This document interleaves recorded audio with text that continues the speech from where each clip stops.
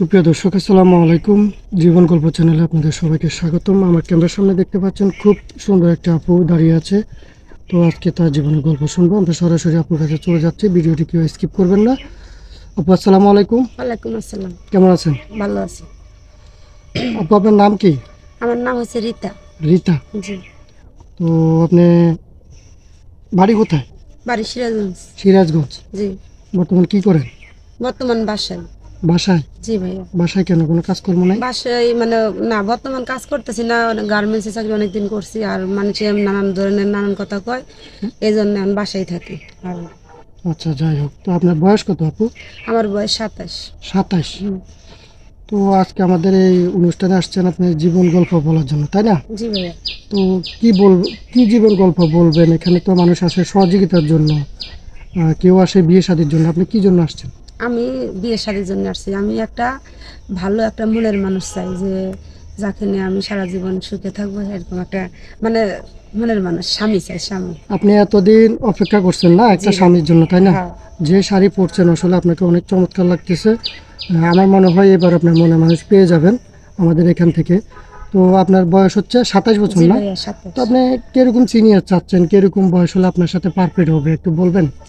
মনে করেন আমার তো বয়স 27 বছর, 35 বছর, 40 বছর, কোনো সমস্যা নেই। মানে 40 বছর 45 বছর হলেও কোনো না, সমস্যা নেই? কোনো সমস্যা নেই। আপনার দরকার হচ্ছে একটা ভালো মনের ভালো মানুষ, মনের মানুষ, বয়সটা কোনো পেক না, এই তো? না না, বয়সে কোনো সমস্যা নেই। আচ্ছা, এমনও তো ভাই আছে যাদের মনে করেন বিয়ে হয়েছিল, বউ চলে গেছে, তাদের বয়সও 40-45 বছর হবে। তো এরকম কোনো পার্সন যদি আপনাকে বিয়ে করতে চায়, বিয়ে করবেন? ওরকম হলেও কোনো সমস্যা নেই, কারণ ওনাদের বউ যেমন আছে না, মারা গেছে গা, চলে গেছে গা, ওনারা বউয়ের মর্ম বুঝবো, ওনারা আরো বেশি ভালোবাসবো। ওরকম হলেও আমার কোনো সমস্যা নেই। আচ্ছা, সমস্যা নাই। এদিকে একটু তাকাবেন, হ্যাঁ, ক্যামেরার দিকে তাকাবেন। আচ্ছা, যাই হোক, যদি কারো ছেলে সন্তান থাকে, বউ মারা যায়, এরকম কোনো লোক যদি আপনাকে পছন্দ করে, তো আপনি বিয়ে করবেন? জি, আমি করব।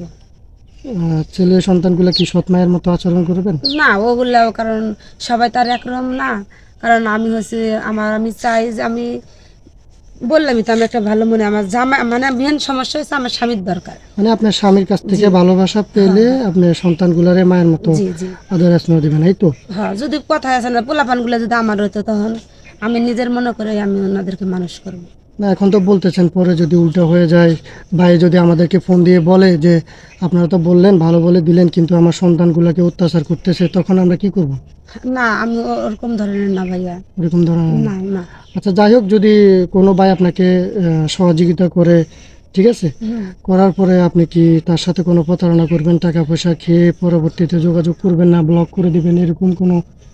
জীবনেও না। তা মানে উনি তো আমার গরিব হিসাবে আমার আর হেল্প করতেছে, টাকা পয়সা দিতেছে, আর আমি অনেক খুশি হওয়া দরকার, কারণ আমি হার সাথে প্রতারণ করবো, কখনো করবো না। আচ্ছা, যাই হোক আপু, অনেক ভাইরা আমাদেরকে জিজ্ঞেস করে যে আপনারা নামাজ কালাম সম্বন্ধে বলেন না। আপনি তো মুসলমান, তাই না? তো আপনি নামাজ কালাম পড়েন? জি। কোরআন শরীফ পড়তে পারেন? জি। সত্যি বলতেছেন? সত্যি। আচ্ছা, আপনাকে পছন্দ করলে আমাদের পেজে অনেক মানুষে এখন আপনার ভিডিওটি দেখতেছে, অনেকজন কমেন্ট করতেছে। যাই হোক, আপনার সাথে কিভাবে যোগাযোগ করবে? ওই যে যোগাযোগ করবেন, আমি যে নাম্বারে আপনার ফোন, না, ওইটা না, যে ভাই আপনাদের নম্বর তো দরকার ওইটুকু আমি বলেছি না, জি, একবার করলে তার জীবন হবে না। যা আপনাদের সাথে যোগাযোগ করলে আপনাদের হবে। লোকে যোগাযোগ করলে হবে, এই হ্যাঁ, কথাটা। ওকে। যাবো, আপনার সাথে কিভাবে যোগাযোগ করবে? ওই যে আপনাদের লোকে যোগাযোগ করলেই হবে ভাইয়া। কেন ভাইয়া, আপনার কি কোনো ইয়া নাই? না, আমার ফোন নাই তো ভাইয়া। এখন ফোন ছাড়া মানুষ আছে? এখন আমি কি কম ভাইয়া, হয়তো আমার টাকা পয়সা নাই, তো আমি আপনাদের কাছে ছোট হইতেছি, আসলে আমার মোবাইল নেই ভাইয়া। প্রিয় দর্শক, আপনারা এ পর্যন্ত রীতাপুর জীবন গল্প শুনছেন। আসলে 2-1 মিনিটে বলা সম্ভব না, তো আমরা আরও পর্ব নিয়ে আসবো। তো ওনার পার্সোনালি কোনো মোবাইল ফোন নাই। স্ক্রিনে আমাদের ইউটিউব চ্যানেল কর্তৃপক্ষের নাম্বার দেওয়া থাকবে, আপনারা কেউ ভিডিও কল দিবেন না, ভয়েস করে দিবেন, একটা স্ক্রিনশট মেরে ছবি পাঠিয়ে দিবেন। সবাই ভালো থাকবেন, সুস্থ থাকবেন, আল্লাহ হাফেজ।